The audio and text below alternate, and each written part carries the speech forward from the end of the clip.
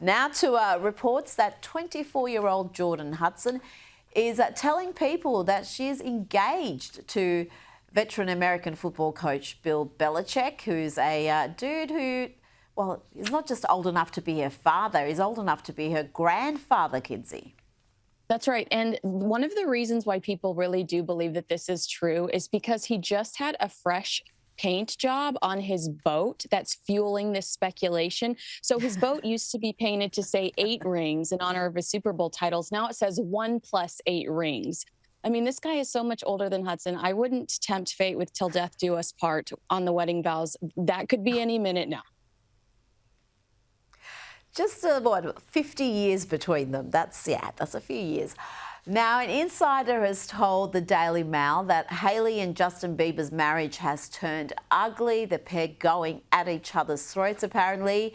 And Justin Bieber's revealed that he'd once told Hailey during a fight that she'd never be on the cover of Vogue.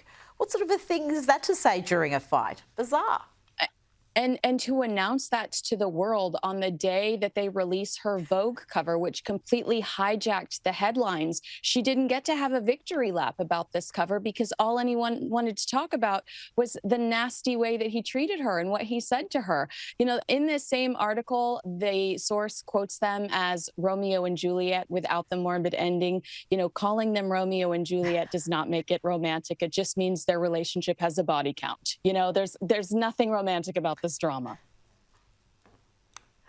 Now to Ben Affleck and Jennifer Garner's daughter, Violet. She's written about a tense argument with her famous mum about climate change after her family escaped to a hotel to avoid the smoke from the Los Angeles fires.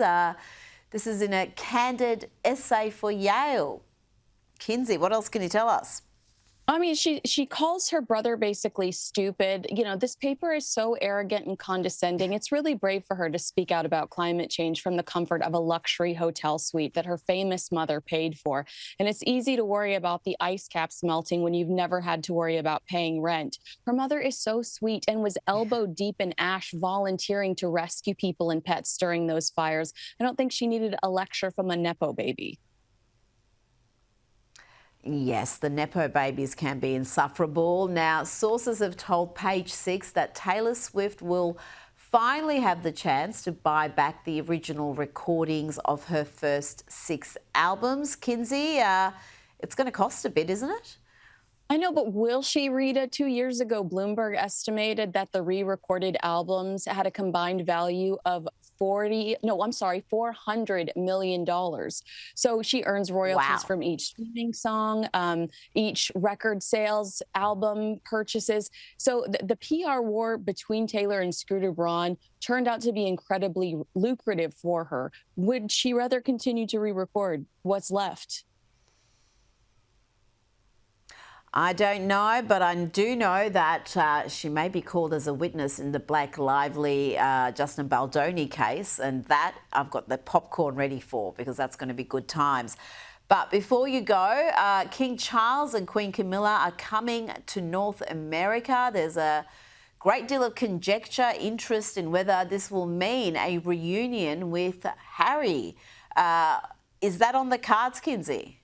When hell freezes over. When hell freezes over, will that happen? I don't think King Charles wants anything to do with Prince Harry, who has never found a camera and a microphone he hasn't complained about his relatives to. I just don't see that happening anytime soon. But he does have 2 grandchildren he's probably never seen, or if he's seen very little of, and he's only got 2 sons. You're not thinking, given he's battling cancer, he should reconsider? Any interaction Prince Harry has with his father gives Harry content that he can go sell. And, you know, whether it's an interview, remember the second he met with King Charles, he told Good Morning America, I just saw my father who has cancer. He talked about how these moments can bring people back together. It's content for Prince Harry, and I don't think that the royals trust him.